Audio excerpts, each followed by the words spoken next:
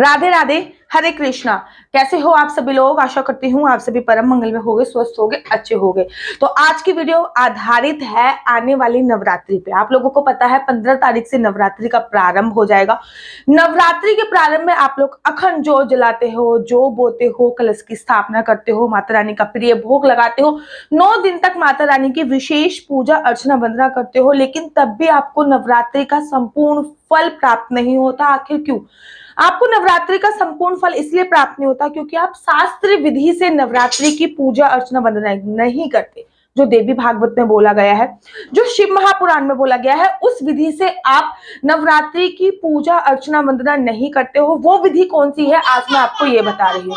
आप हर साल नवरात्रि के व्रत रखते होगे, लेकिन इस साल इस विधि से अगर आप नवरात्रि के व्रत रखोगे तो माता रानी आप पे अवश्य प्रसन्न होगी। और आप तो जाते जाते, जब माता रानी अपने धाम से आती है, अपने धाम जब वापस जाएंगी तो आपकी सभी मनोकामनाएं पूर्ण करते हुए जाएंगी। ये जो मैं विधि बता रही हूँ, ये देवी भागवत में भी है और मैं आपको प्रमाण भी दूंगी। देखो, बिना प्रमाण के तो कोई काम होता नहीं है, मैं आपको प्रमाण भी दूंगी। तो देवी भागवत के अनुसार और शिव महापुराण के अनुसार आप लोग 9 दिन तक माता रानी की विशेष पूजा अर्चना वंदना करते हो, माता रानी को खुश करने के सभी तरीके अपनाते हो, लेकिन आप विशेष तौर पे एक चीज नहीं करते, वो है माता रानी की पिंडी स्वरूप की पूजा अर्चना वंदना। अर्थात आप माता रानी की पिंडियां नहीं बनाते, जो तो बोते हो, कलश स्थापना करते हो, आप अखंड जो जलाते हो, 9 दिन तक माता रानी के प्रिय भोग भी देते हो, लेकिन आप 3 पिंडियां नहीं बनाते। जो कि अगर आप वैष्णो देवी जाओगे तो माता रानी का स्वरूप कैसा है? पिंडी रूप में। अगर आप मनसा देवी जाओगे, माता रानी का स्वरूप कैसा है? पिंडी रूप में। अगर आप चंडी देवी जाओगे, माता रानी का स्वरूप कैसा है? पिंडी रूप में। माता रानी का स्वरूप पिंडी रूप में है और माता रानी की पूजा पिंडी के रूप में ही की जाती है। आप लोगों ने वैष्णो देवी अगर आप गए होगे तो आप लोगों ने विशेष तौर पे ध्यान दिया होगा कि 3 पिंडियां हैं वहां पे और उन पिंडियों की विशेष तौर पे पूजा अर्चना वंदना होती है। तो फिर अगर आप नवरात्रि में माता रानी के पिंडी स्वरूप की पूजा नहीं करते तो आपकी पूजा आधी अधूरी मानी जाती है। नवरात्रि में माता रानी की कोई तस्वीर आपके पास है, वो बहुत अच्छी बात है, उसकी पूजा अर्चना वंदना आपको करनी चाहिए, लेकिन जब तक आप माता रानी की पिंडी नहीं बनाओगे तब तक आपको नवरात्रि की पूजा का संपूर्ण फल नहीं मिलता। आज मैं आपको बताने जा रही हूँ कि माता रानी की वो 3 पिंडियां कैसे बनाई जा सकती हैं। मैं हर साल माता रानी की 3 पिंडियां बनाती हूँ। ये पिंडियां या तो आप नारियल से बना सकते हो, क्योंकि माता रानी को नारियल बहुत प्रिय है और किसी भी पूजा अर्चना वंदना में सबसे शुद्ध जिसको बोला गया है वो नारियल को ही बोला गया है।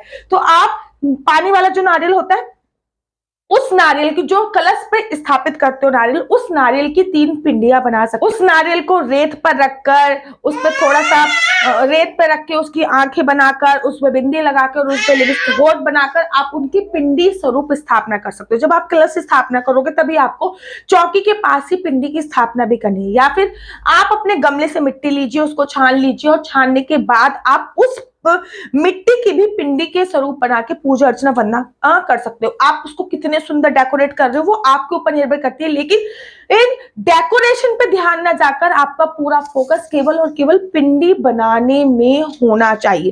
पिंडी बनाने के बाद आप उसमें सिंदूर समर्पित कीजिए, आप उन्हें सुहाग का सामान समर्पित कीजिए, उसके बाद आप उनको चुन्नी उड़ाइए और उनको वस्त्र समर्पित कीजिए। अब वस्त्र, ऑब्वियसली बात है, पिंडी के दीदी वस्त्र कैसे लेके आएंगे? तो पिंडी के वस्त्र होते हैं, जब भी सत्यनारायण की कथा होती है तो पंडित जी आपको क्या कहते हैं? वस्त्रम समर्पयामि। कलश को कलावे को तोड़ते हैं और कलावे को तोड़ने के बाद बोलवे को तोड़ते हैं और कलावे को तोड़ने के बाद कहते हैं वस्त्रम समर्पयामि। ठीक इसी प्रकार से आपको कलावे को तोड़ना है और वो वस्त्र आपको माता रानी के स्वरूप में समर्पित करने हैं। उनको एक एक बिंदी अवश्य लगानी है और विधि विधान से उनकी पूजा अर्चना वंदना करनी है। नित्य उनको स्नान कराना है। अब स्नान में ये नहीं कि आपने उस पिंडी को हिलाना है। एक बार यहाँ पे भी कलश स्थापना हो गई, यहाँ पे भी पिंडी बन गई, वो 9 दिन तक हिलाई नहीं जाती। इस बात का भी आपको विशेष तौर पे ध्यान देना होता है। आपको ऊपर से उनमें जल डालना होता है, आपको ऊपर से ही गंगा जल से उनको स्नान कराना होता है, आपको उनको श्रृंगार का सामान समर्पित करना होता है, नित्य भोग उनको समर्पित करना होता है, नित्य तिलक लगाना होता है। तो इस प्रकार से आपको पिंडी की विशेष पूजा अर्चना वंदना करनी होती है। अगर आपने पूरे नवरात्रि की पूजा अर्चना वंदना करी और पिंडी नहीं बनाई तो आपके नवरात्रि का जो व्रत होता है वो आधा अधूरा माना जाता है। तो आशा करती हूँ इस नवरात्रि नवरात्रि आप इस बात को जरूर फॉलो करोगे और पिंडी स्वरूप माता रानी की 3 पिंडियां अवश्य बनाओगे। जब आप माता रानी की 3 पिंडियां बना के अखंड ज्योत जलाते हो ना, ज्योत प्रज्वलित करते हो माता रानी के नाम से, और ज्योत प्रज्वलित करने के बाद जो बोलते हैं कलश स्थापना करते हो, मैं आपको बता नहीं सकती कि घर में कितना सकारात्मक माहौल होता है और आपकी सभी मनोकामनाएं संपूर्ण हो जाती हैं। आशा करती हूँ कि आपको मेरी वीडियो अच्छी लगती होगी। अगर आपको मेरी वीडियो अच्छी लगती है तो आप अपना यूट्यूब चैनल हरि बोल को लाइक शेयर सब्सक्राइब करना बिल्कुल भी मत भूलिए। तब तक के लिए मुझे दीजिए इजाजत। राधे राधे, हरे कृष्णा, हरि बोल।